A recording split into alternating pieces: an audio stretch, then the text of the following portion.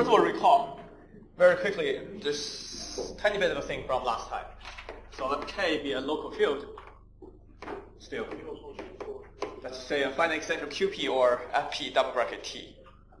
So the classical theory tells you that you have a arcing map from the pro-finite completion of K cross to the abelianization of the Galois group of K. Let me sort of just tiny bit of sort of give you kind of a preview of local long-length correspondence. Although I understand like the other side, the automorphic side, we don't know anything about, but I hope somehow this gives you a little bit of sense of some sort of concept we discussed on the Galois side. Just a kind of a preview. Roughly speaking, or I'm actually going to be rather concrete. On the one side, the automorphic side somehow, irreducible. You have so-called irreducible smooth admissible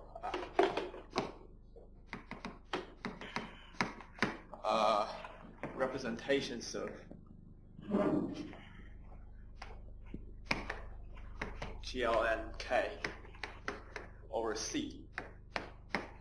So you should think of this as an infinite dimensional vector space equipped with the GL and K action. And the smooth and irreducible, these are some sort of characterizing sort of reasonable behavior of this representation. Roughly speaking, on this one side is irreducible representation of GL and K. On the other side, what we have is sort of n-dimensional Frobenius semi-simple Wade-Deligne representation.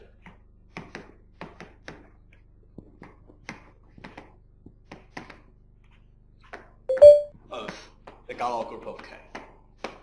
So Wade-Deligne representation means that somehow we introduced last time that we have a representation, of the Wade, let's say Wade group of K, where R is the Wade representation of the Wade group, GL and C, whereas N is some sort of endomorphism of this,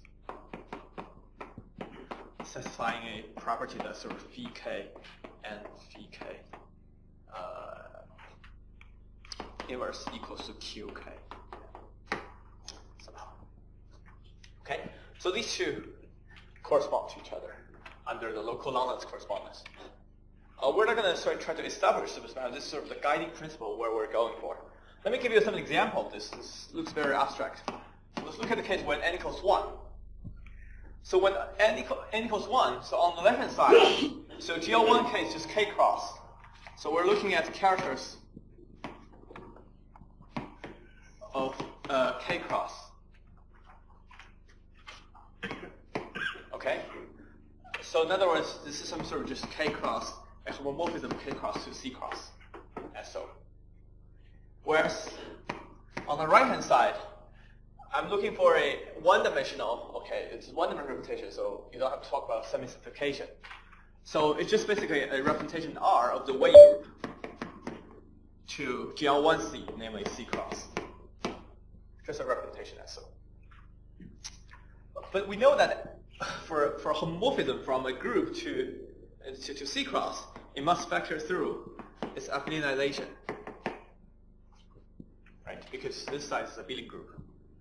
So therefore, what this correspondent does is just really what this arcing map gives you, namely the arcing map gives an isomorphism between K cross and the abelianization of the Wade group.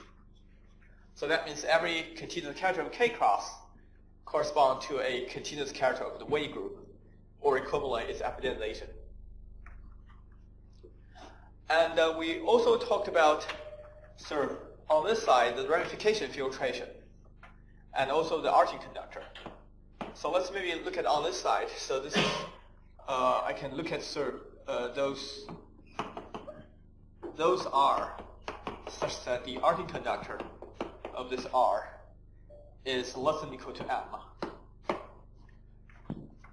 And this condition, let Let me do it this way. So this condition is actually equivalent to say that R restricted to the initial subgroup of this extension to the mth filtration is trivial.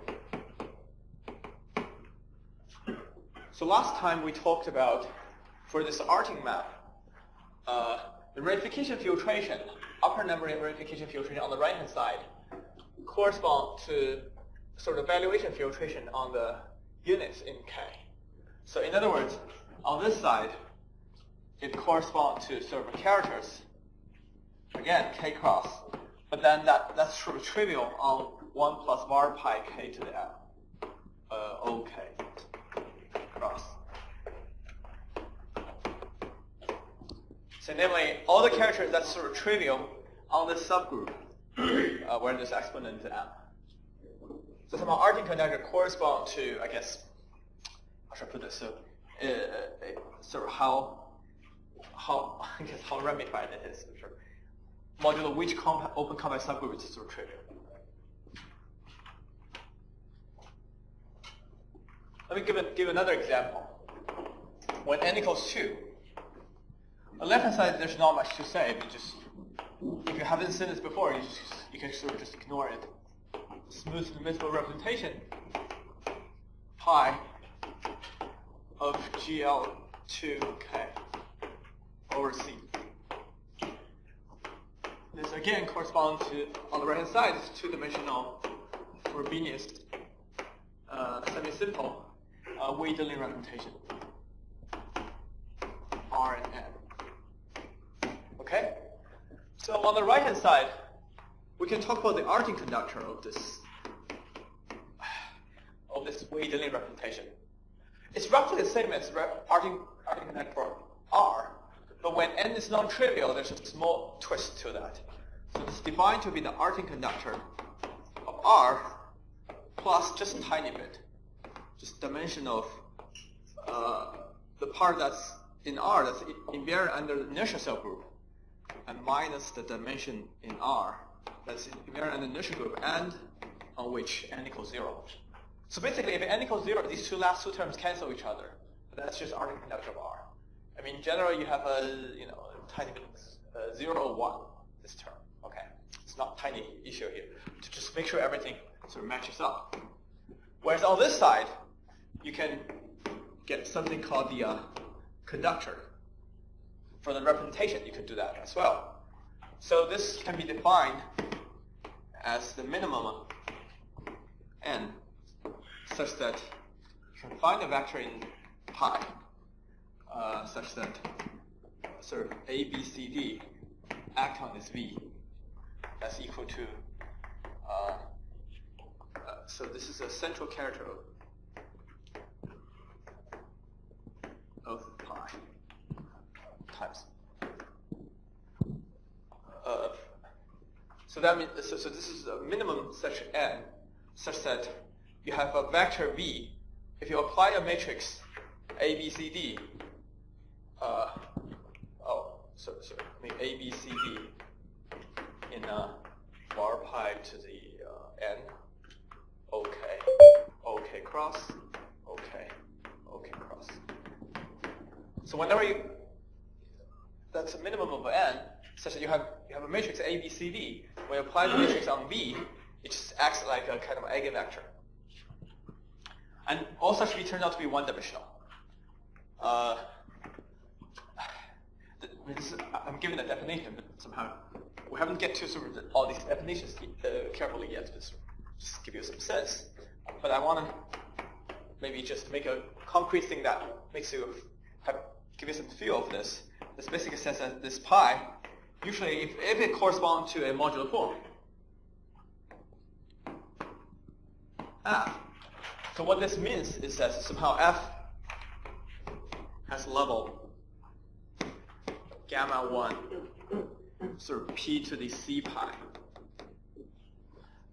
Maybe times some other sort of P doesn't multiply that. In other words, the arting conductor on the right-hand side, when it corresponds to this automorphic side or modular form side, it tells you the exponent of the level structure P. That's what I want to get to. So that's why we introduced this concept of Artin conductor. It measures on the one side the ramification of the representation, then on the other side the level of the modular form. And that's sort of the same thing here in some sense. So the one-dimensional case, the ramification will correspond to sort of the level of the form. That's sort of a rough idea of what's going on. Are there any questions about this? So we'll come back to all of these sort of more carefully later on when we talk about modular forms and so on.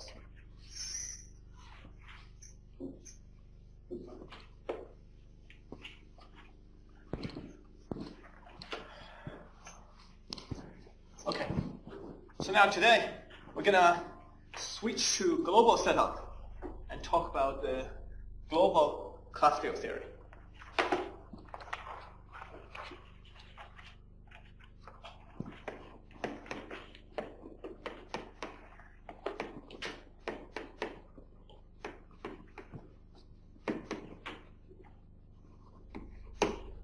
Okay, so I will take F to be a number field.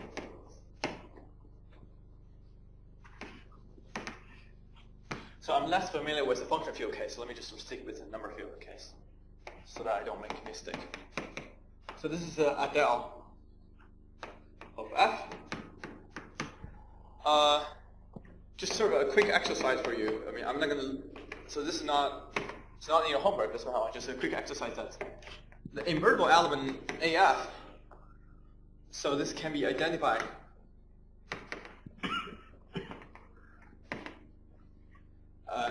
and in a topological way.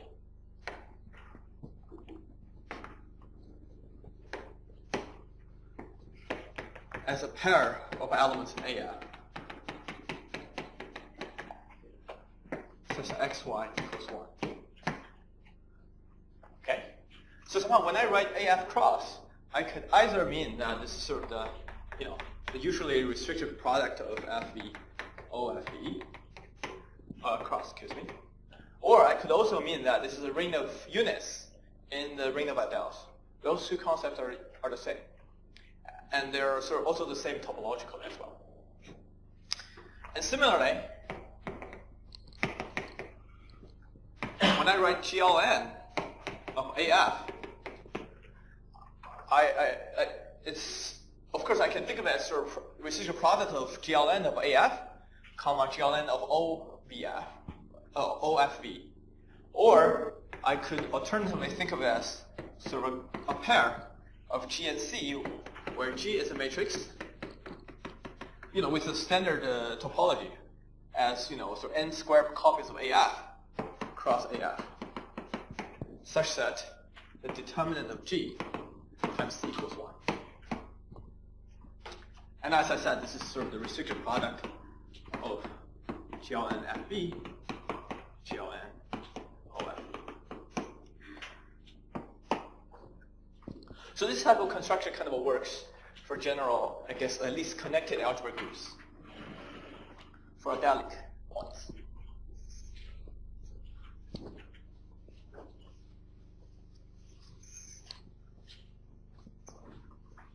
所以那个 AF cross 的那个错误就是常说的 IF。Yeah, right. Hold on a second, let me think. Yeah, sorry. I think I said something wrong. Yeah. So the question was about the topology on AF cross. I said something wrong. So the topology on AF cross is not the restriction of topology on AF. It is, well, you can either define it this way, or you can define it as a restriction of topology you have over here. Okay? So you can either think of this embedded into this, then pull back the topology here. I think this has a finer topology and then restricting from topology from one of the copies. Yeah, this is that diagonal. Right.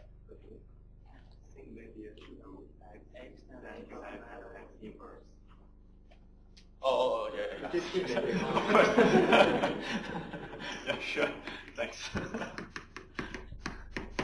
Sorry, x inverse, of course. What do I think? other questions? Comments? I should be more careful there. Okay, so now let's talk about the main theorem.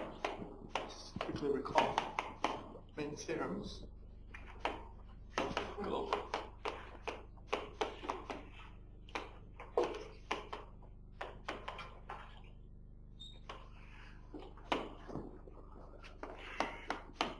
So first of all, there's an arcing map.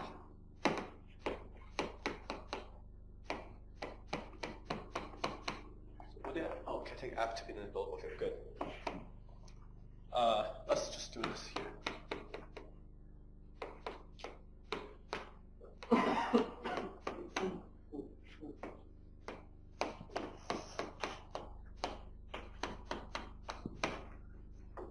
Okay, so the arcing map goes from the ideals of F, quotienting out the global elements. On the right-hand side, what I have over here, this is F tensor with sort of all the Archimedean places of F, all putting all together, and then take invertible. I mean, because this will factor.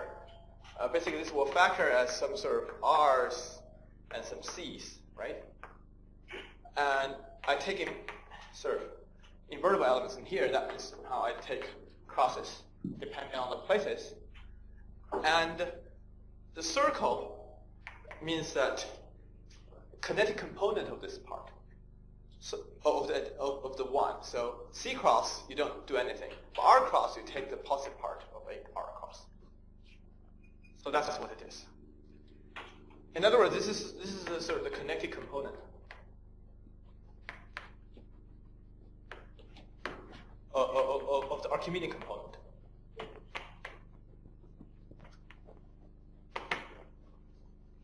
Okay, so that's what the arcing map is. And this arcing map is characterized. I apologize for writing over here, but I'm going to have to complete this diagram. It's characterized as the following. For every place V, I have a FV cross. So this will goes into precisely the Vth component here. And the local arcing map goes from this FV cross to the Galois group of KB abelianization. Excuse me, FV. The notes, KB on my notes. So. Okay. So this is a local classical theory. And we know the local Galois group maps to the global Galois group. And hence there's a homomorphism from their abelianizations if I map upwards. So this diagram compute for every V. Sorry, I should have put this upstairs, but anyways.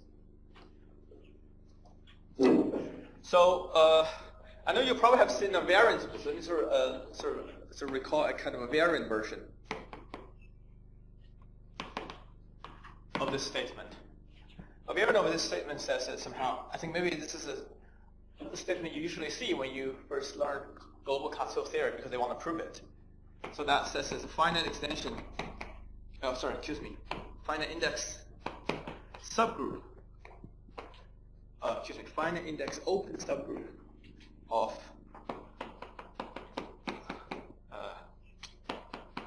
the adelic points modulo global point.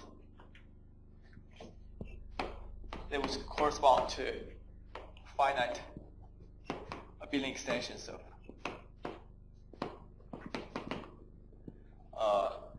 E of F. Okay, the correspondence goes as, so you have an E here. This would go to somehow the norm of E to F of this sort of E cross, AE cross. That's probably the usual form you've seen regarding global classical theory. But somehow the upshot of this isomorphism we have over here is that, let me just maybe write over here. So the upshot, why these two are equivalent? Why these two statements are equivalent? That's because the intersection of all finite index open subgroup of this sort of adelic points of ideal on global elements. If you intersect all the open index subgroups of this one, that's precisely the thing we quotiently. So namely, you take the Archimedean component and take the kinetic component of that. So basically, for every sort of finite part, you can make an open convex subgroup somehow, make the group a little bit smaller.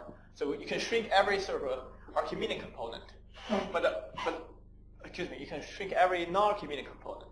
But for Archimedean component, for R and C, there's no sort of open convex subgroup of this, of finite index, except of course when R you have a positive part and a negative part. That's an index 2 subgroup, but no more sort of finite index open subgroups.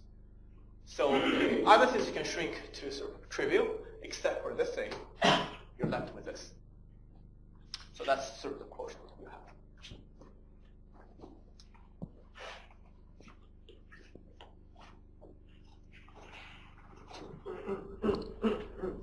So when we later on, actually, when we use the class field theory, this is usually the form. I mean, once you prove it, which we assume we have learned that. So this is the form we are using. We know. So this gives a description of the obligation of the Galois group. We'll give a couple examples of using this later on. So secondly, compatibility. If you have a finite extension, so the compatibility is sort of very similar to local class field theory. Namely, you have the arcing map for E, and you have the arcing map for F.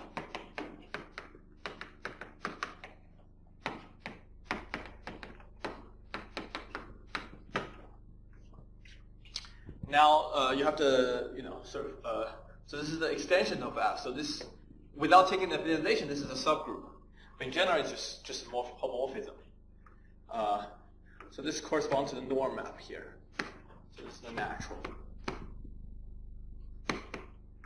Okay. And in a similar way, you have a morphism going backwards. This is the inclusion.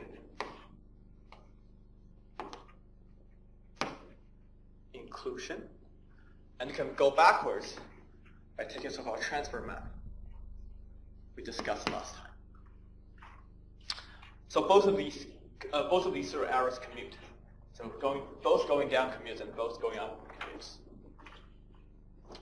And finally, if you have an automorphism group of the sort of the entire tau of Q, if you have a sort of tau which just lives in the Galois group of Q bar over Q, then the arcing map is compatible with this action of tau, namely arcing map of tau F of tau alpha is equal to, it's equal to arcing map for alpha in on the left-hand side. So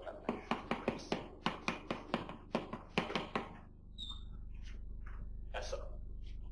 Okay? Just usual thing.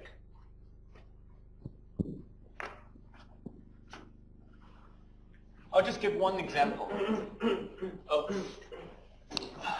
this global class field theory in a more sort of familiar situation of Kronecker-Weber theorem. And then I'll give two applications of this. When we learn a theorem, we need to learn how to use the theorem. So, let's see.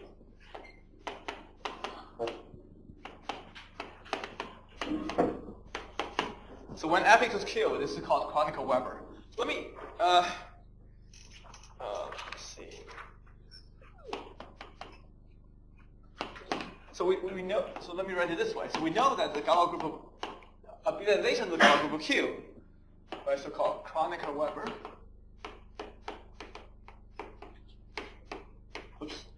put it out here.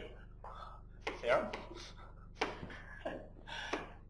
This is the, excuse me, the inverse limit of the Galois group of Q adjoining UN over 2. That's just inverse limit of Z mod NZ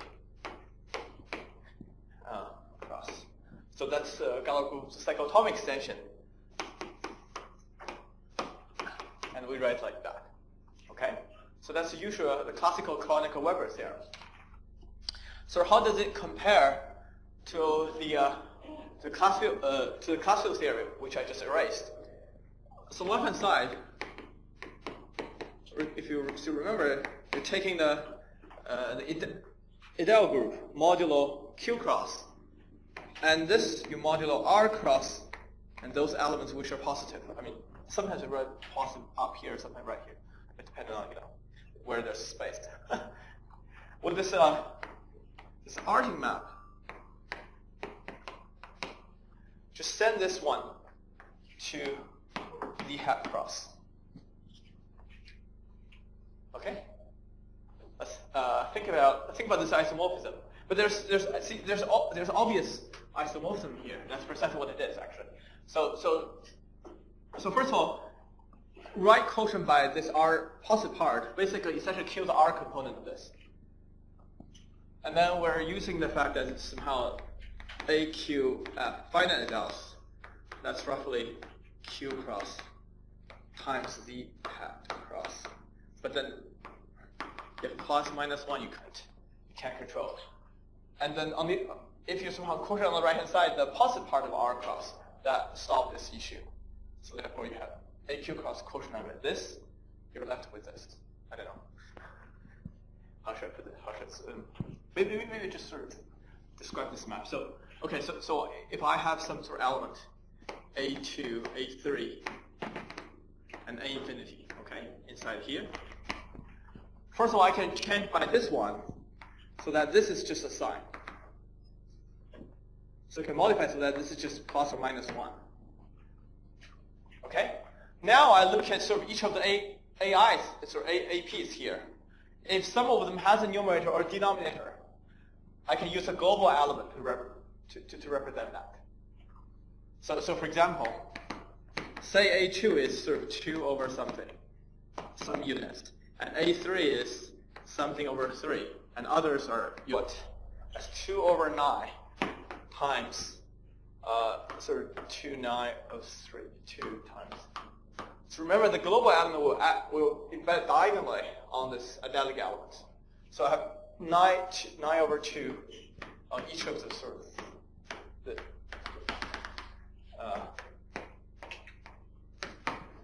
the entries here, right? But now we know that A2 is like 2 over something unit. So these two together will be a unit in Z2. And 3 has a sort of 9 in the denominator. So this will be in Z3. But these 9 over 2 for other primes, this is a unit. This is a periodic unit. So each one of them is sort of in Z5 cross and so on and so forth. And this one, okay, there's a sign. This is either positive, either positive or negative, right? So that's not quite fixed yet. But now I have a choice of whether I can take a positive 2 over 9 or a negative 2 over 9. Right? I could do positive and negative here. So that means I can put a sign here. As well, depending on what I want here. Right? I can always choose my sign so that this becomes positive. So I choose sign so that this is positive. Now this component can be killed over here, and therefore producing an element in Z hat cross. So that gives the map gives the map going this way. You can check this gives an isomorphism. Okay? Good.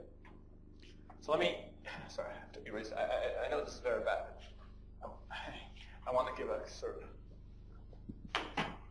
of right.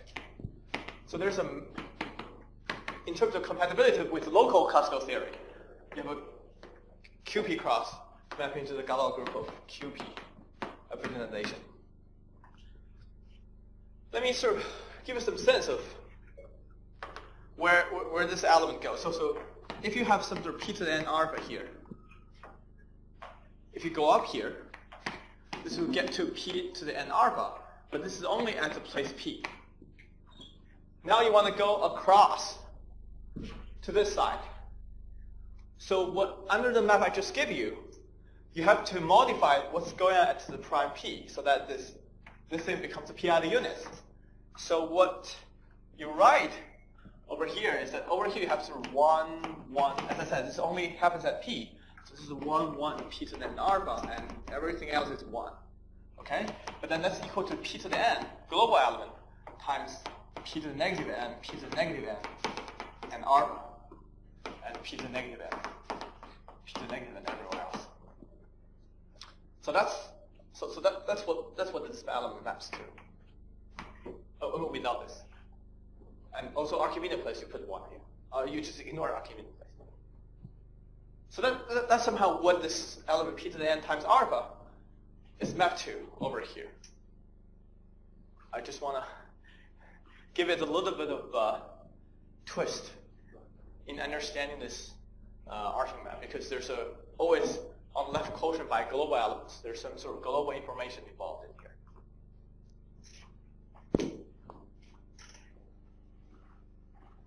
Questions or comments?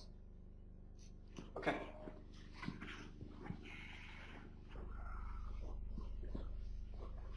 Now let's give a relatively easy first application of this global classical theory.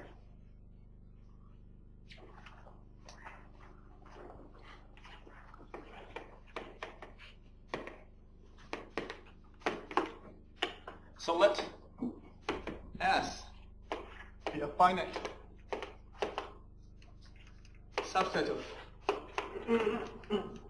places of F. I want to define GF comma S to be the Galois group of. I don't have a good way to write it. Just write F subscript. Maybe it's upper script S is better. So what that after script F is the maximum Galois extension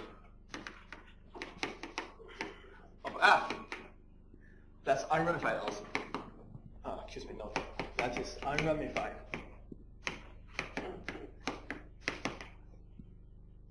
S. Okay. So I only allow ramification in a fixed finite subset of places. So this group works for many. So we're going to introduce Galois cohomology later on. For the study of Galois cohomology, it's actually better to work with this group as opposed to the full Galois group, because this enjoys some finiteness condition that I'm going to state here. So here's the claim. For any L prime, let's write in maybe let's just write it this way first. So the homomorphism, if you look at sort of the homomorphism of group homomorphism from this Galois group to FL. So of course this will be a FL vector space. This is finite dimensional.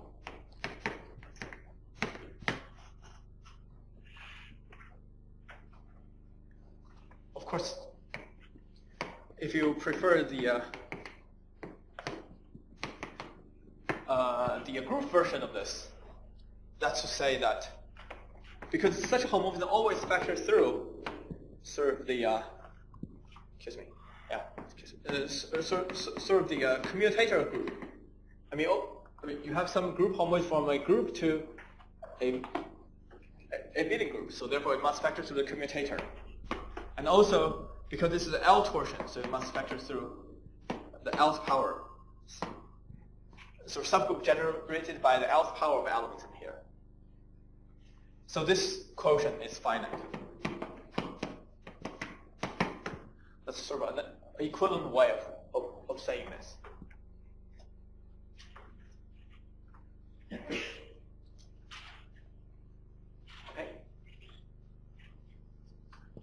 So this. But do we need to follow? I mean, okay, fine. Continuous group home. So we also need to take code. Yes, right. Yeah, right. Thanks. I need to take closure. Yes. Questions, comments. So proof. There's another way. So to say that this is also equivalent to show that GFS abelianization mod L. So this is a abelian group. I can say what it means to say mod L. This is finite. So now I'm going to use the class field theory to say why this quotient is finite.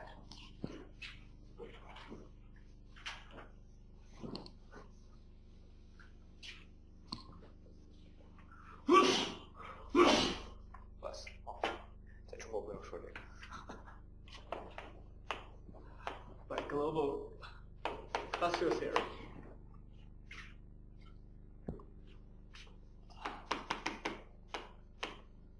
So this abelianization is isomorphic to the unrestricted abelianization, basically modulo the image of all the inertial subgroups.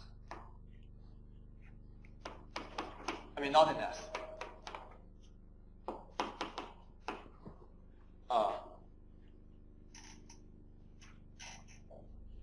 Right? So this basically, so you want S to be you want to replicate only a concentrated in S. So you want to, right? How to replicate this? It's obvious.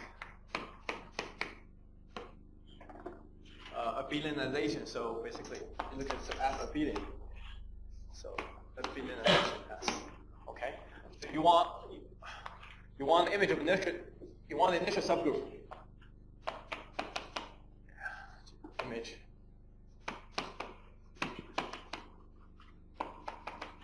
You want an image of initial subgroups to be not in S, to be all in this part, so that this is unramified at those places. And by classical theory, this bit is isomorphic to this is the double coset we had. And then this image of initial subgroup for the in the local case, its image is OFV cross. So you just sort of quotient the same thing here.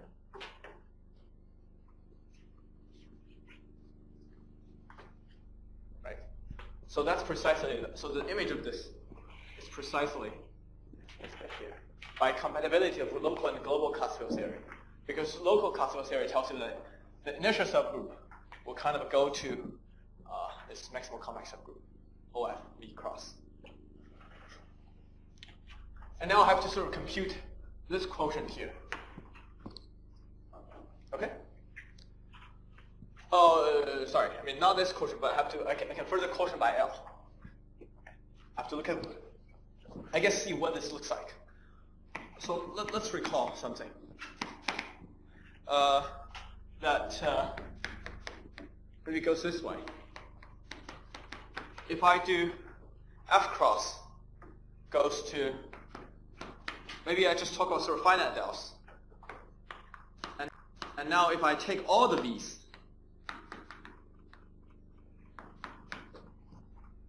okay? So I take F cross going to the finite A dells modulo all the open compact, maximal open compact subgroup of this one. And what's the kernel of this one, of this map? Well, the kernel of this one is intersection of F cross with this sort of integral thing. That means you want your element to be unit, and locally at each of the place is also a unit. So that means it must be unit integrally. So that's the kernel of this map. And what's the co-kernel of this map? The co-kernel of this map is somehow, you can think of this quotient as, so this, if you write out what it is, so this is restricted product of F cross with this one. So essentially, if you just think about what happened, just basically the direct sum of F cross over F cross. Because this is a restricted product, this is quotient by the OFV cross. And you can quotient term-wise. Right, actually one more step. So this is product, restricted product of either FE cross or OV cross. And I want to quotient out by all OV cross. Okay? So now you turn into term-wise quotient. So that becomes this. What that means is that this is basically all the fractional ideals generated by, so this term here give you, okay, one more step. So this is basically the fractional ideal generated by B. And the image of F cross inside of here are the principal ideals. So therefore the co-kernel is a class group of that. Okay, that's the fundamental exact sequence for adels. So now let's see what just happened. So we have this. So this, I want to compare basically what we have over here with what this quotient we have over here. Let's see. So now I want to just move it. I want to look at sort of the binarization of this one, right? So that's equal to this thing. Let's see, what do I need to get a surjective map onto this one? I know that if I use F cross, oh, wait.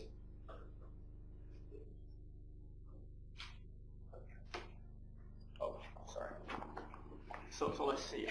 If I have let's see, excuse me. If I have product of V and S of OFV cross, so if you, how should I put this up? Right here. So this will tell me that if I do this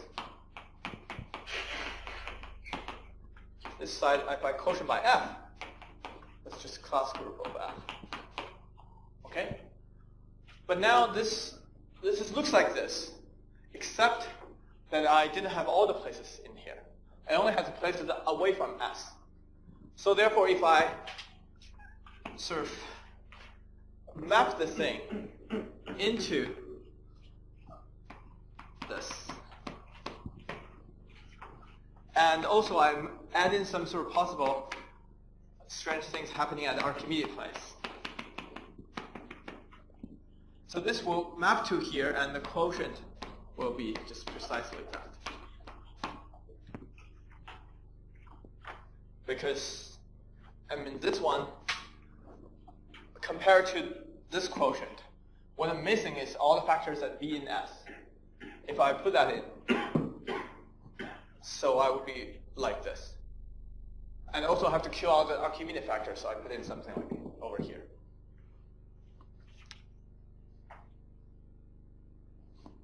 Okay. So therefore the quotient is class group of F. Now because tensor with L is, quotient by L is right exact. So I quotient this by L. This is still right exact. Okay? And we know ideal class group is finite, so this guy is finite. And this one, I want to know whether it's finite or not. So I'm reduced to show whether that's finite or not. All the Archimedes, this is of course only a finite set of Archimedes places that's finite. And this and also a group of order 2. And this bit here, well, if V is different from L, this quotient, anyways, I mean, this is obviously finite as well. Right. OV cross is definitely finite. Basically, it's, if L divide V, this is just a bunch of copies of ZL times some sort of finite torsions. And ZL mod L is just after L, something finite. So anyway, this is finite. maps to something I want to show is finite. The quotient is finite. So therefore the middle one is finite. So in other words, we use a class field theory description of this group to show that, let's say, quotient by O is finite. And for later purposes, this is somehow where we're going for. This Hom space is finite because I'll say because this is just H1 of GFS with L coefficient. So this is the first cohomology of the Galois group. I need some sort of finiteness condition to when we talk about Galois cohomology. But the continuous condition is, let's see, continuous condition.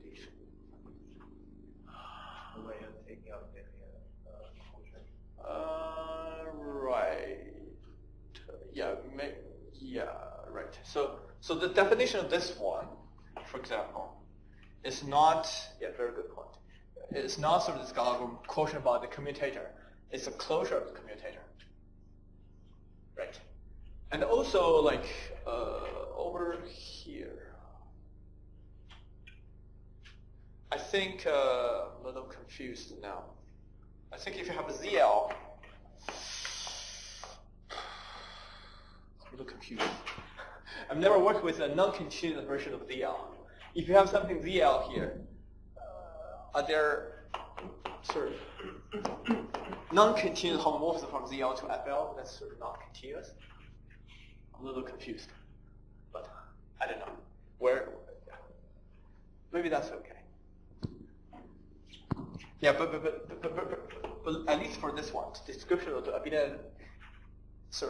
maximum abilization of this group, when I do this, I'm taking the closure of the commutator. Right. Other questions? Okay, so the question is when I say places, whether we mean finite or infinite. Yeah, so places I mean usually means could be both. Places means both. What? Yeah, right. So the questions about this app is this only has finite part, not the Archimedean component. So the difference here is that you have to sort of put in this factor here so that when you map it here, it's somehow kill the Archimedean component.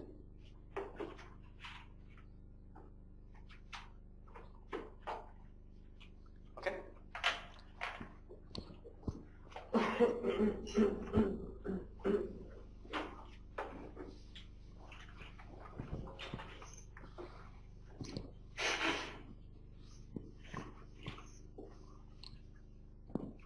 So, let's see. The second application I want to talk about is the following.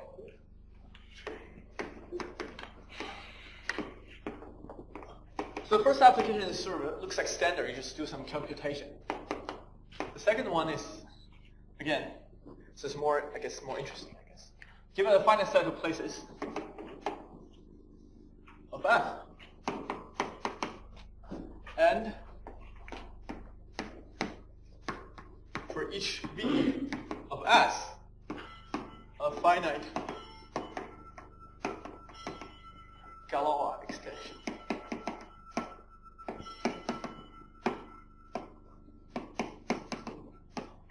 Given locally a finite Galois extension, then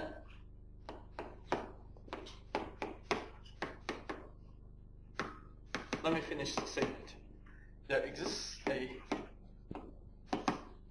finite solvable Galois extension. Your F such that for any so this is a place for every place W of E, W divide V for V in S. For all the places above this finite set of places, this local field is the same as given.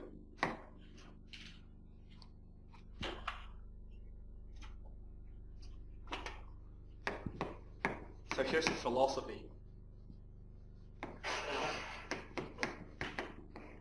For such a construction is that we can always find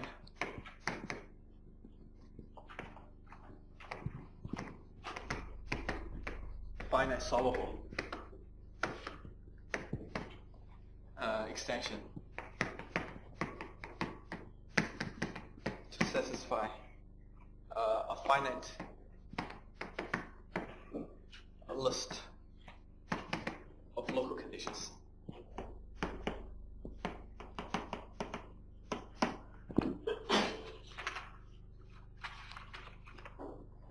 So as long as there are some sort of no local obstructions, you can always find a finite solvable extension that sort of satisfies a finite list of local conditions, basically.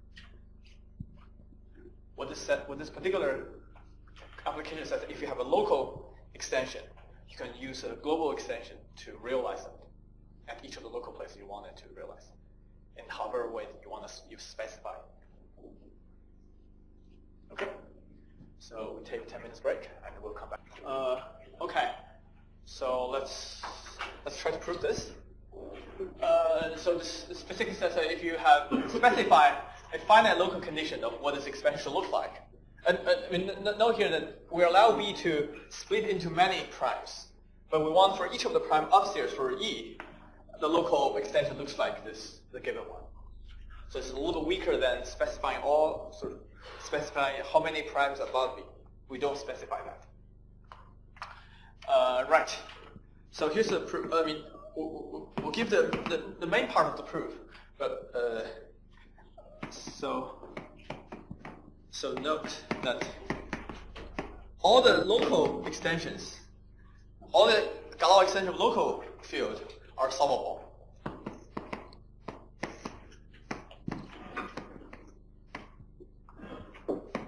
So therefore, it's reasonable to expect a global solvable extension.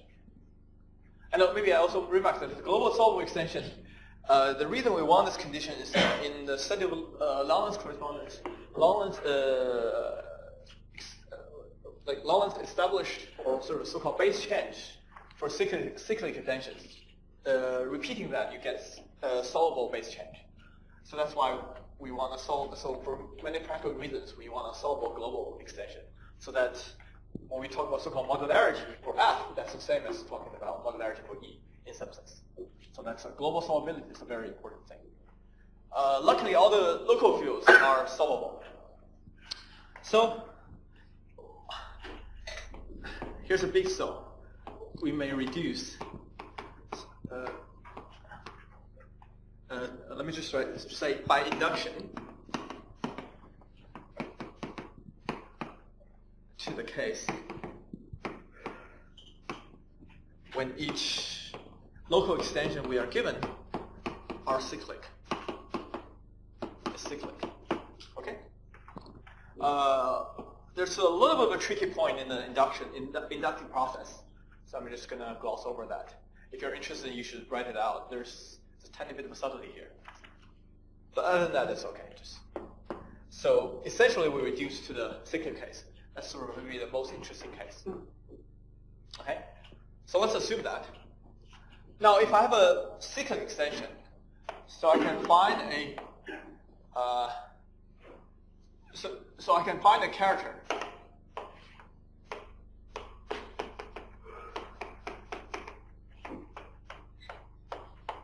a faithful character, right? I mean, it's a cyclic group. I can find a character like so, so that it's embedded into C cross. Okay. By classical theory, so this is FB cross quotient by some finite index subgroup.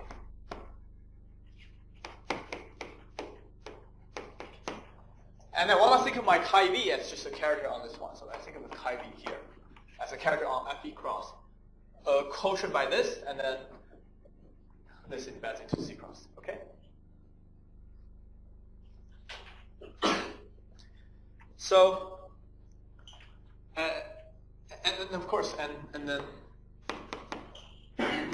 thus the kernel of this chi V is just this finite index subgroup of FB cross, this will correspond to the extension FB cross under local classical theory. So that's something we're going to use later on to guarantee that when we construct my global E, the E at each of the local places looks like FB prime. So that's encoded in this character chi V. So I can now put them together. So I'm going to call it chi S to be product of V and S of chi V, from basically a product of all these FV cross to C cross. Just take the product of all these characters, of these finite many characters, of course.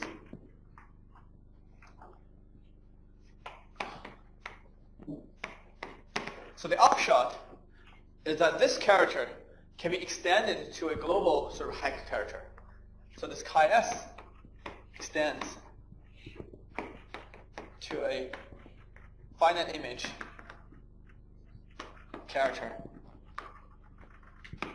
chi from A cross to.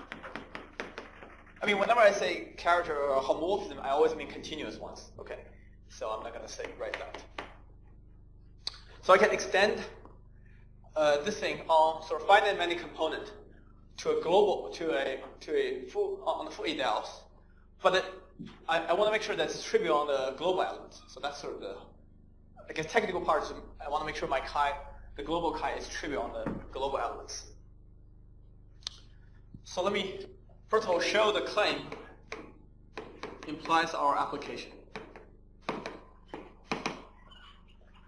So once we have done, if we successfully did that, then the kernel chi it's going to be a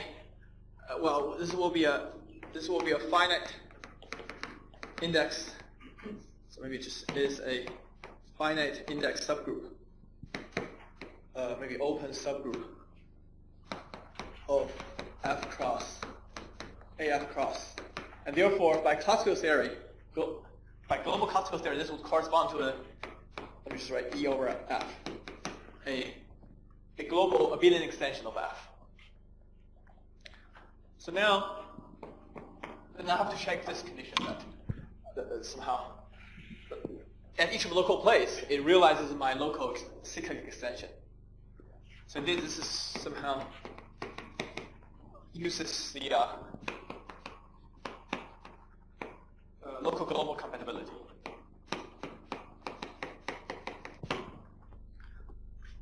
So this is the isomorphism by what I mean by global classical theory, that the finite index open complex subgroup, open subgroup of this quotient correspond to the Gallup group of the global extension, and we know that FB cross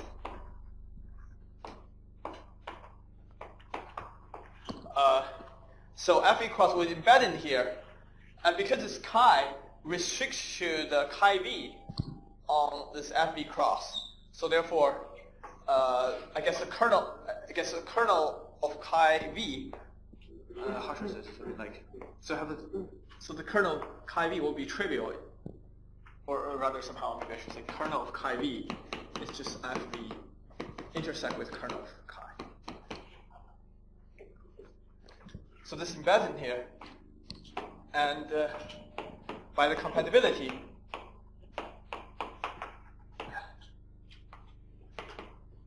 on the right hand side, so by local classical theory, this would correspond to this. This by local classical theory. Sorry, maybe, how should I do this? How should I explain this? Well, hold on a sec. This is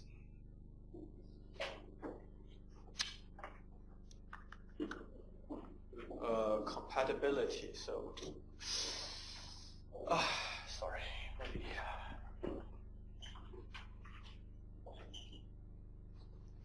I don't know. Seems to be. I'm proving something obvious, but in the sense that.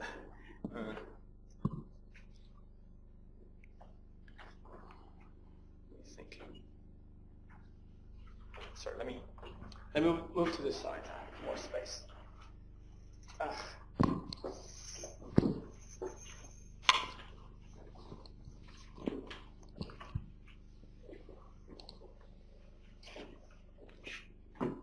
So the classical theory tells me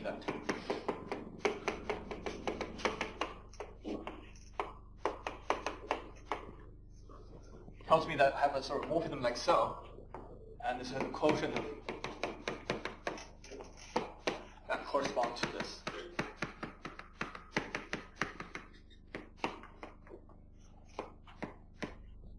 Okay? And on the other hand, the compatibility says that somehow this FB cross should FB abelianization. You have this commuted diagram as so. And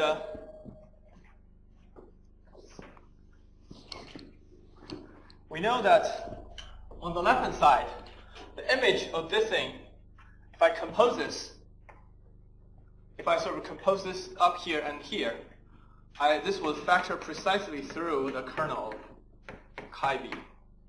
Okay? So,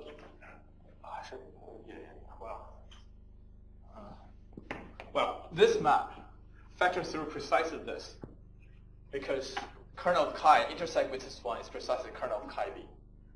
So that means when I pass to the right-hand side, the image of this one go up here will precisely factor through what corresponds to this one. That is to say, the Galois group of FV prime over FV. That somehow goes into here. So on the left-hand side, this factors through precisely this one. And therefore, on the right-hand side, this would factor precisely this one. And that's, and somehow, on the other hand, this image should be precisely the Galois group of EW over FB. That's to say, somehow, the image of the decomposition group inside of here, or the abelianization of the image of the local Galois group inside the global Galois group is precisely the decomposition group. And what we're showing here is that the image is all. What we're showing here is that the decomposition group is precisely isomorphic to the Galois group of FB prime over FB. So this would imply that EW is isomorphic to FB prime. I just didn't want to draw a kind of large diagram to scare you. Okay. So now, kind of prove the claim. So in other words, somehow all we need to do is to extend this local homomorphism to a global one.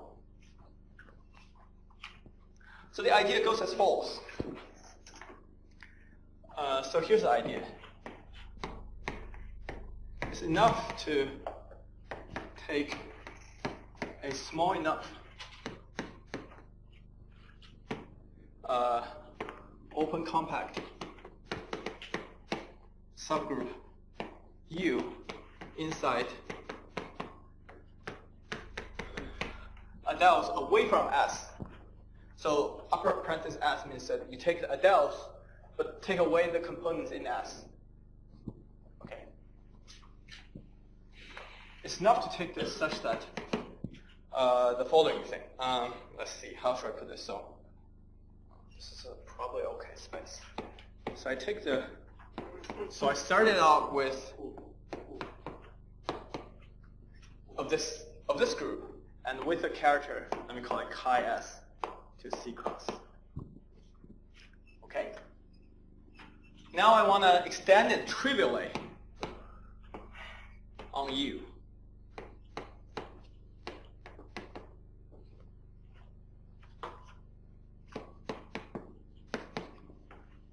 Okay. I mean, after all, this chi. I mean, after all, when I extend my chi S to a chi, this chi has to be trivial on some open compact subgroup, anyways. So let's say I have to be trivial on some small enough open compact subgroup U. Okay. So that can be extended. But now I want to sort of on the right, on all the way to the here. I want to extend it here. Well, somehow I have a map going this way, right? So I can send this open compact to this identical point and have this sort of local component. But this is not injective. So what's the kernel of this one? Well, this one, because when I map this thing into this one here,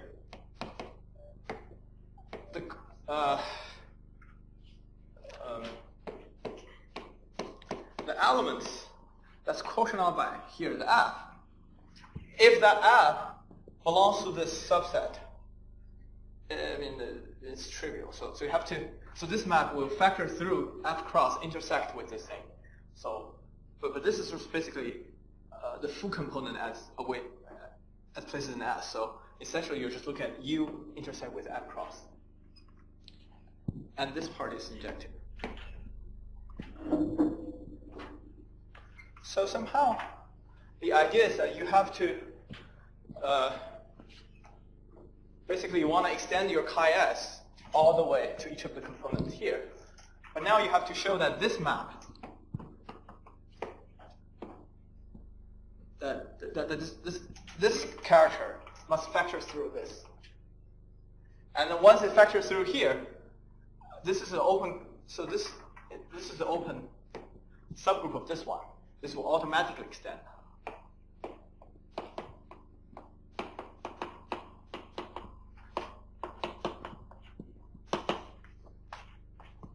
Hold on a second. I think I might have missed a little bit. So let me put this Archimedean place here. Okay. So this is the open. So this is the open subgroup of this one, and in fact, it's also fine. Well, let's do that later. Okay. So you have this character here, and you want to essentially show that this factors through this quotient. And now you are extending a character from an open subgroup to a bigger group.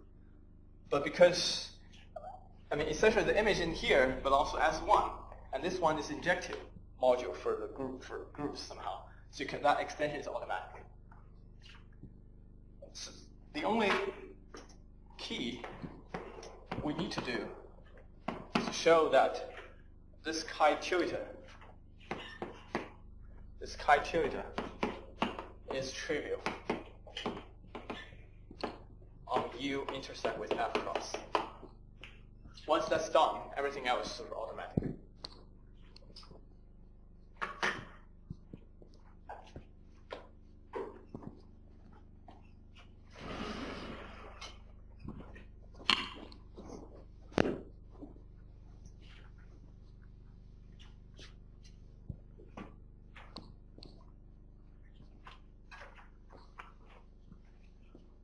So what is this?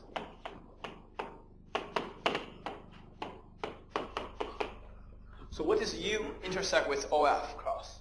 Well, that's sort of inside the product B, not in S, OFB cross, intersect with F cross. So what I'm saying is that I'm taking all the sort of elements, non-zero elements in F, which is integral away from S. So you can write it as OF invert S cross. Okay? So this is the finitely generated abelian group. So this is Dirichlet theorem, Dirichlet unit theorem.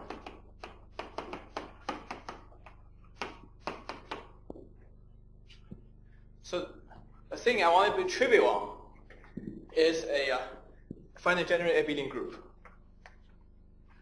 And what do I know about this chi-s? Well, this, let's see. Right. So let's see. So I want to show that. I want to show that chi-tilde is trivial on U intersect with F cross. But we know that somehow, I think of this as a subgroup inside U cross V in S of FV cross. So my chi tilde is completely trivial here. So basically, essentially I want to, but my chi tilde is chi S here. So in other words, what I need is that, so I need chi S to be trivial on essentially this U intersect with F, thinking it sort of, this one diagonally embeds into here, but somehow I want to sort of just take a component inside of here.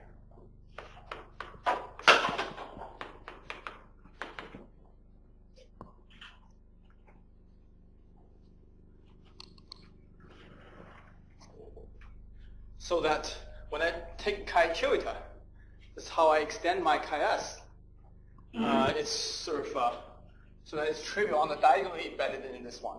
Because the U part is always trivial, whereas this part's given my chi S, I can't move.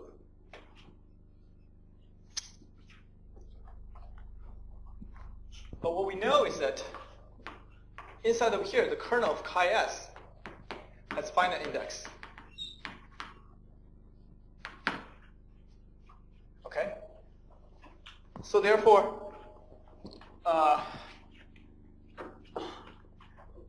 let's see. Maybe I can. Sorry, I insert something here so that. Let me rewrite this. I just want to insert something. It's not really important. So this also embeds into OF. This also embeds into. I just inserted this one here.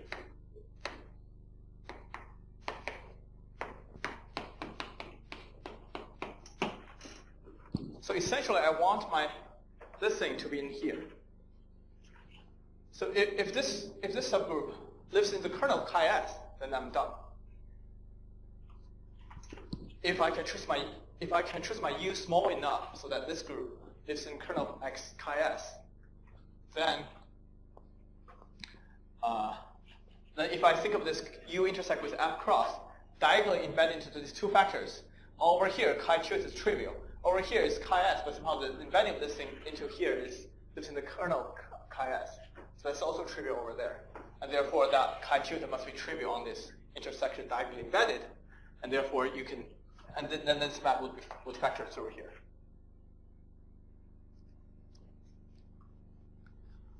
So how do I so now I have to choose U small enough so that this lives in here.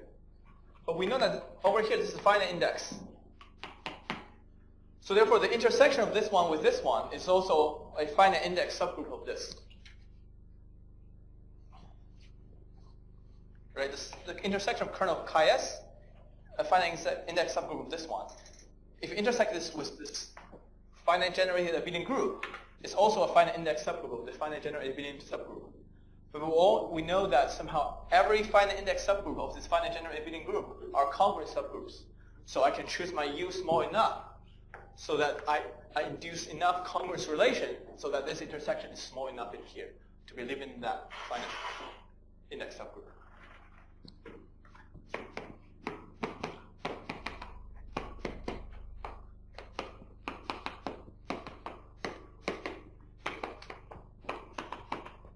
Finite index subgroup.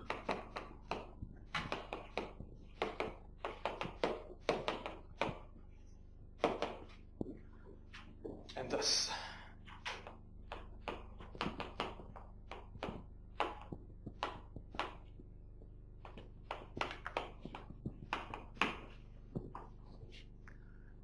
and because it's congruent subgroup, I can choose my U small enough so that this thing belongs to that congruent subgroup.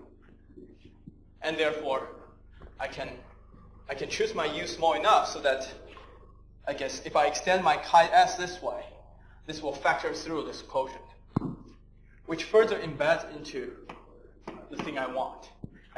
And this is part of the extension through automatic.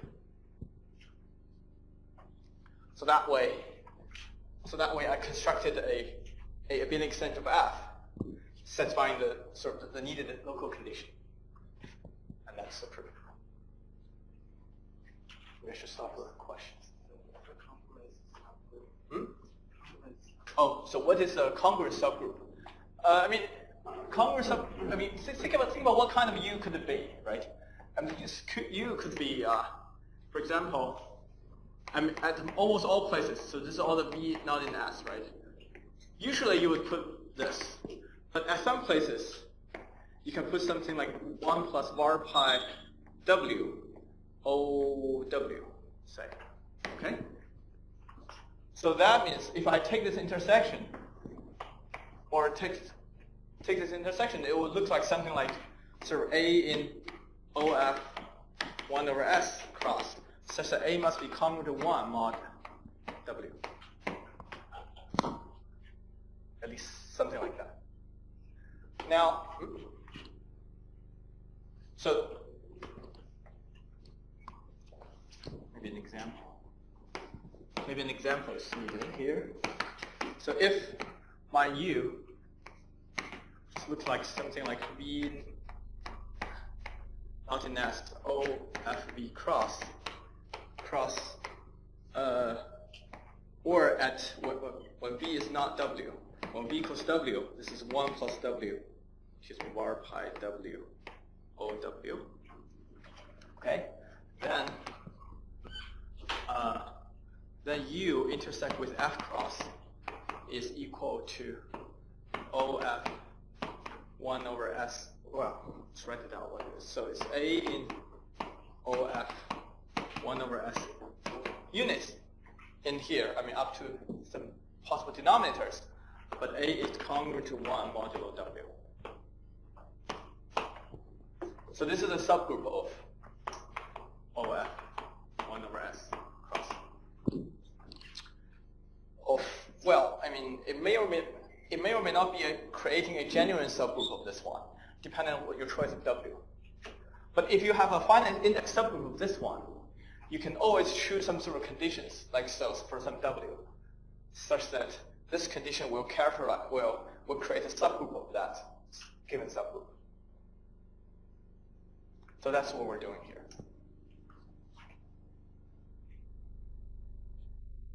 Okay.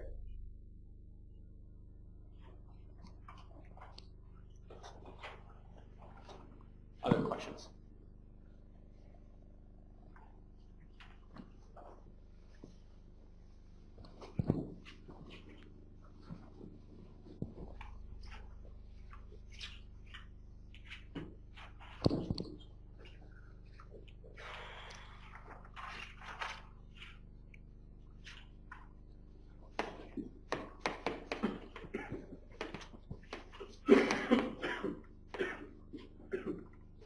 So let's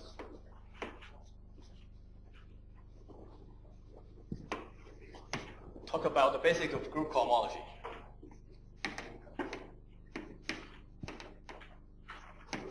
So for a discrete group G acting on an abelian group,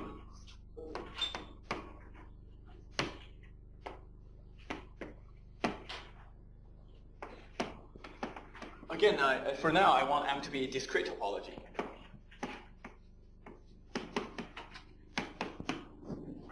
So I want to call M a G module. So if I have a discrete group G acting on the abelian group M, then I get a cohomology. HIGM.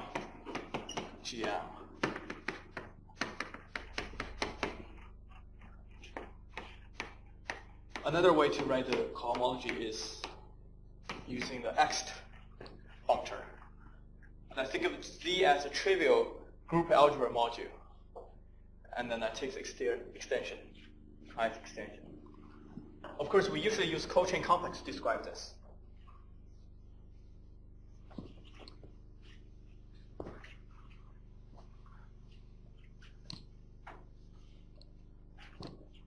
So here are the list of useful properties of this. The first is trivial. Secondly, if Gx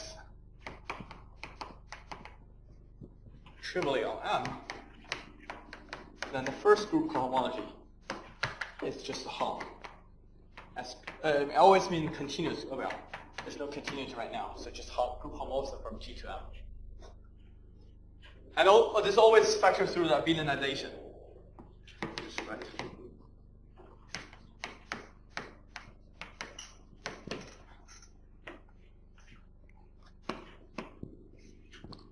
Thirdly, so when G equals to Z mod NZ,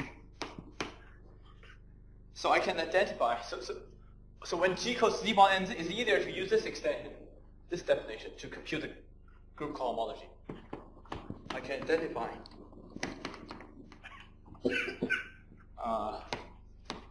ZG with, the group algebra, because it's a cyclic group, I can identify this with x to the n minus 1.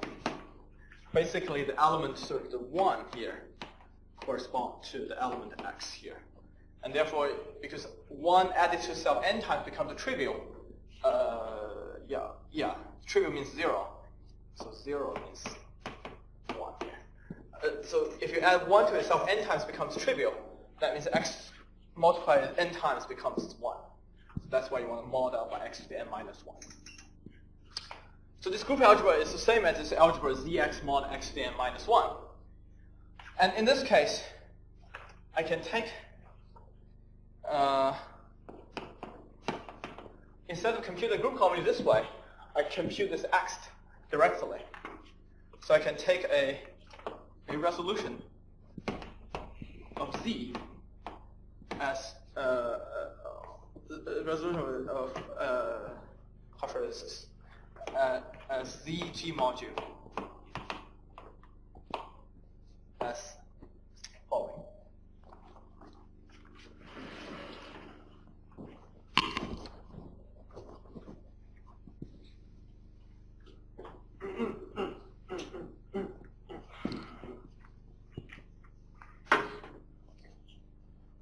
So we have Z here.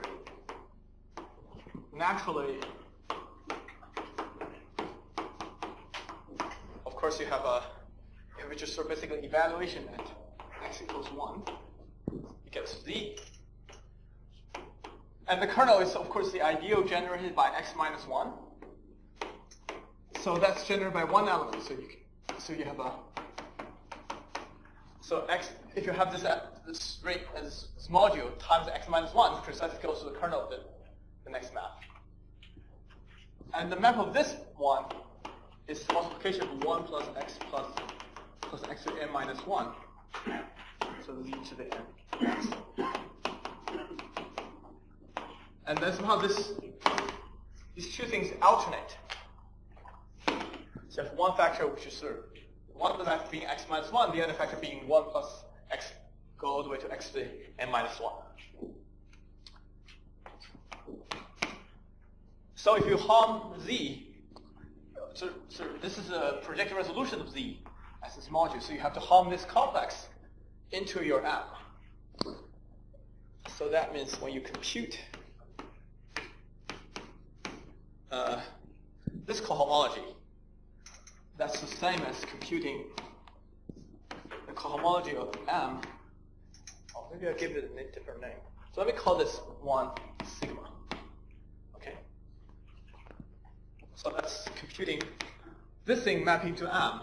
And this is a free module, sort of free module with one generator. So that just hum of this thing to M is just M. Now I hum this thing to M, goes to hum of this thing to M, so goes the map given by x minus 1, so translates to sigma minus 1 to M. And the next one is 1 plus sigma plus sigma n minus 1 to M, and sigma minus 1 M. let me rewrite this as norm of sigma. It will kind of repeat itself periodically for this particular G equals to Z mod n Z. And if you write out what the cohomology looks like, it looks like the following. So H0 of Gm in this case is just M sigma equals 1, meaning the kernel of this map. And then H odd of Gm, it's about what's the cohomology at this place. So that's just all the elements that serve, whose norm is 1, norm is trivial, quotient by sigma minus 1 of them. And the even part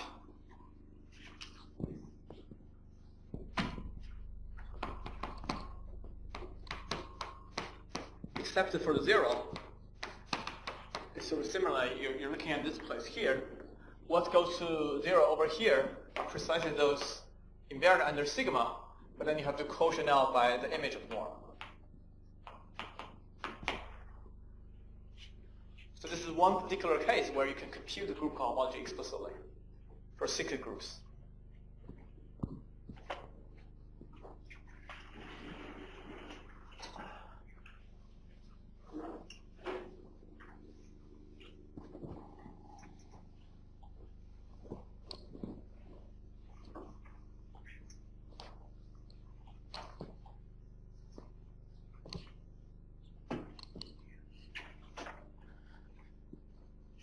Any questions so far for this? Oh, so when I write sigma equals 1 means that M in M, sigma M equals M. Sigma equals a what meaning identity, maybe. That's true. Anyways, I think it's still understandable.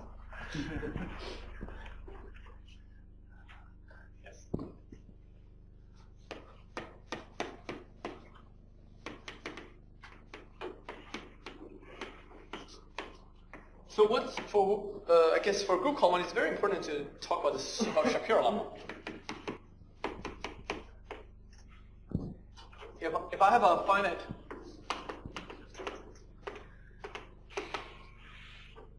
index subgroup and M and H module, then the group cohomology for M as the H module, the group cohomology of this one, is the same as you induce your M to a G module as so. If you haven't seen this before, this is a set of, this is an induced representation. So the set of all the maps from G to M, such that f of Hg of f equals to H of f of G. So Fg is the element in M, so H can act on this Fg for any H in H, G in G. So that's what this induced thing is. So it's all the set of maps from G to M that satisfy on the left, somehow G just acts by how H would act on M. And of course this carries a G action in the sense that F sort of G star F maybe of X. It's just F of X G inverse. So G acts on the space by multiplication on the right, by its inverse. So the Shapiro lemma says that the group cohomology of M for H, same as you induce it M to G and take group cohomology.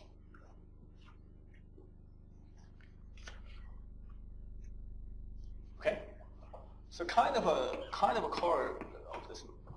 Sorry, maybe not quite. It's the following. So if G is a finite group, which is somehow most of the case we consider anyways. I'm going to write this h bigger than 0, means that for any index bigger than 0, this is killed by the number of elements in G. Okay? So it's always a number of element G torsion group. So in particular, in our later application, if G is P group, a P group, and M is L infinite torsion, meaning that some L power will kill it for L not equal to P, then now if I look at this group cohomology, by what I studied here, the G is a P group, so therefore this must be killed by some power of P. On the other hand, M is also killed by some power of L, so this must be 0.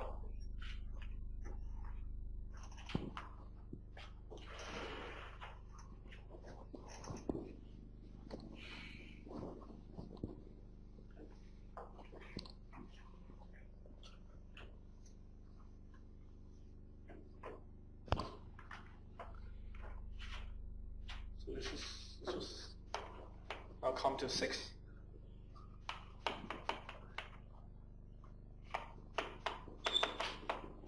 There, spectral sequence.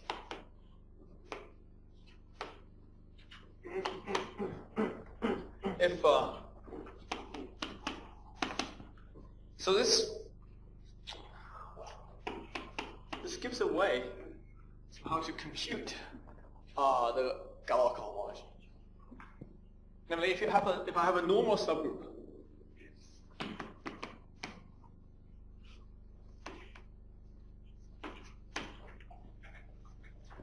And M is a G module.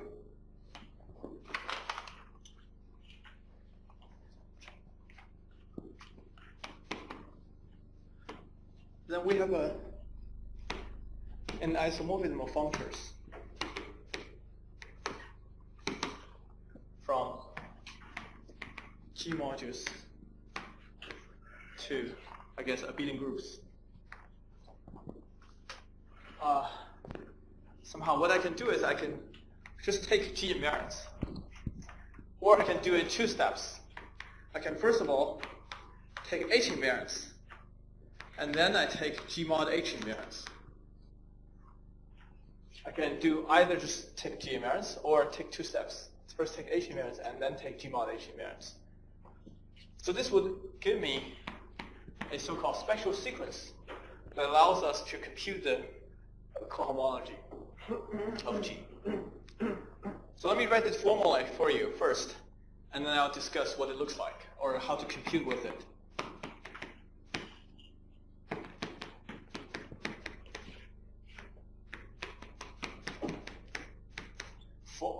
Let me use I and J.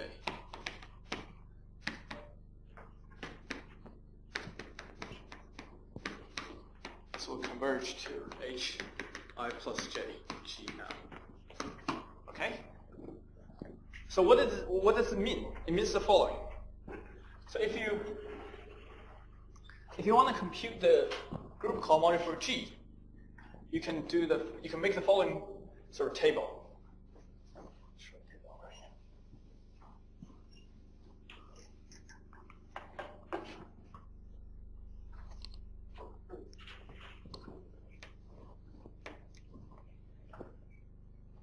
So here's how you write it.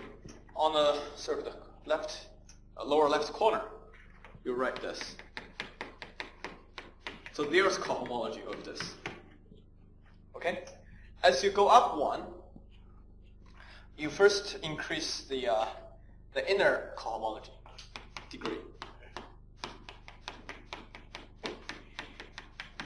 You should. I think the way to think of it is somehow.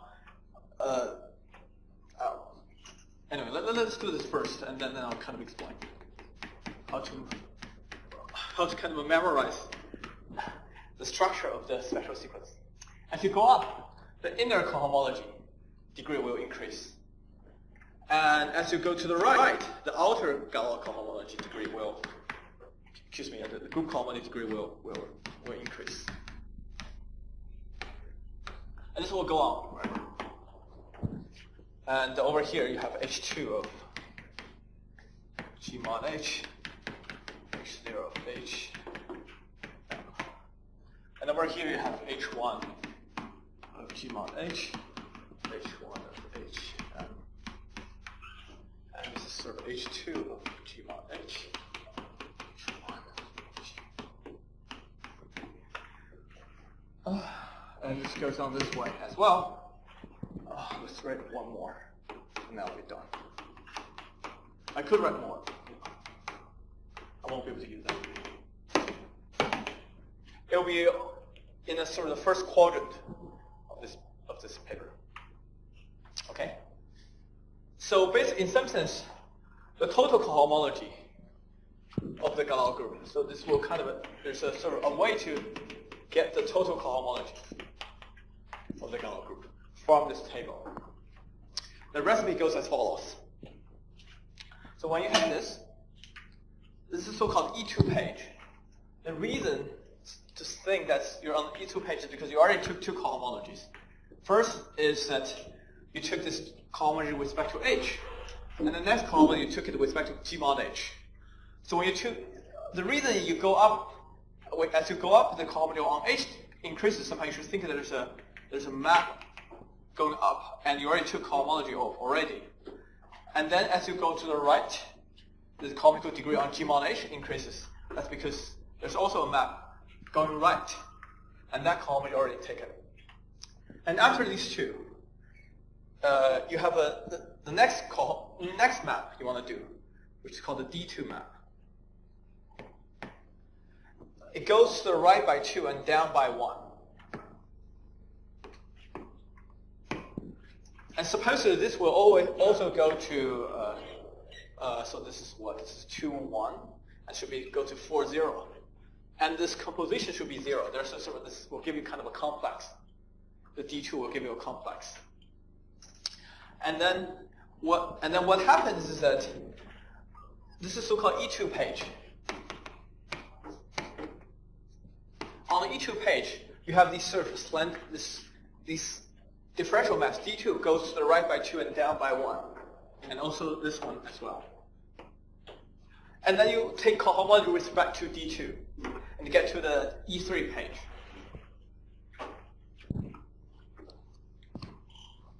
So on the E3 page, you sort of have the same thing, H0, H0. I'm just going to be very sloppy. And this is the H1, H0, okay? But over here you have the kernel of D2. And over here you have the co-kernel of D2. Okay? And also this one has a map as well. So this is, I couldn't give it, maybe I should call it D210. D210. And this is sort of the kernel of D211, and so on and so forth. And as you get to, and this is sort of the kernel of D220. And as you get to the E3 page, instead of a D2, you go to the right by 2 and down by 1. You have a map goes to the right by 3 and down by 2. So you have some map like this. This is called D3. But these should also have these D3s. But somehow, if you go right by 3 and down by 2, you get out of the first quadrant. So it's automatically 0. So the corresponding map is 0. You don't have to consider this. And then you take cohomology with respect to D3, and you get to a so-called E4 page, and you continue this process. At the end of the day, you get to some sort of page, you get to some sort of description of things, and this, and the lower left corner will be H0 of your cohomology for G, and the sum of these two will be the cohomology for the first degree cohomology for G and M. And the sum of these three will be sort of H2 here. Not sum. Filter sum. Well, sometimes sort of. Let me get to that in a minute. I understand. So what do we get out of this? Let's do some example. So first, let's look at lower left corner. It's never touched by D2. So you always get H0 of Gm equal to H0 of G over G, H0 of Hm.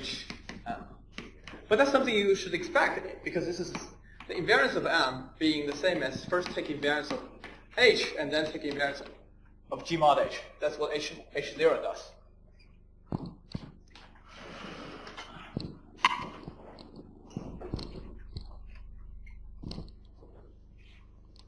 And then what does sort of H1 tell me?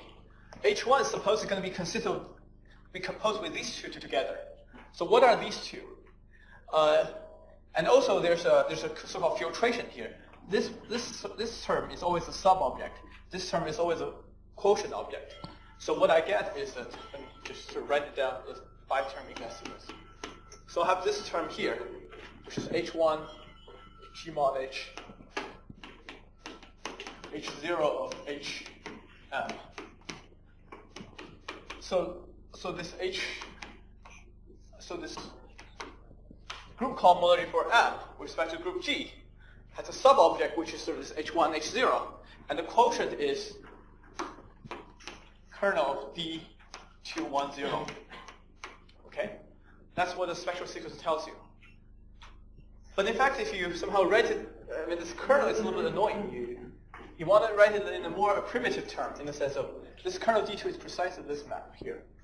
So you can sort of replace this by just the original term, H2 of G.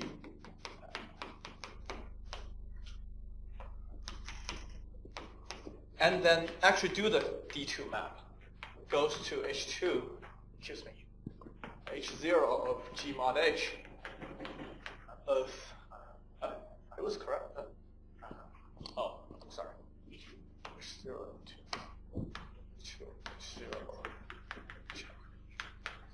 Okay, D2 goes to that, so goes to this term here.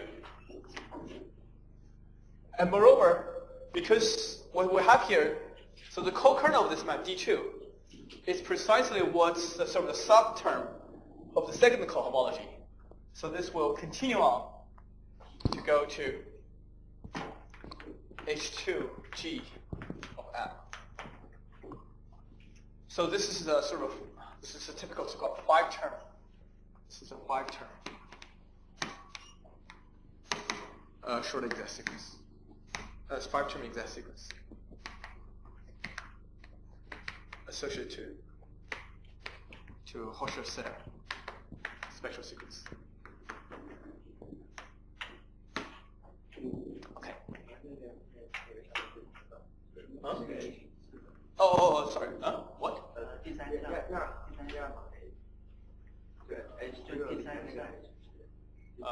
Let's see. Yeah, I agree. Something is wrong. Oh, this is H1. Sorry. Yes, you're right. Yes. Sorry. Okay. Good. Good. Yes. So this is a 5-term short exact sequence. Exact sequence for Hochschild-Serre spectral sequence. And maybe I should also add that somehow. These are usually, you've probably seen this from different names. So this is a restriction map. This is inflation. So in terms of group cohomology, the first one map is usually called inflation, and this is a restriction. There's so-called restriction, inflation, exact sequence. That's sort of 3-term. And in fact, this sort of extends to a 5-term. So I guess when I learned this group cohomology, I couldn't understand this inflation, restriction, exact sequence until I understand spectral sequence and realize this just really come from spectral sequence. And everything becomes very clear.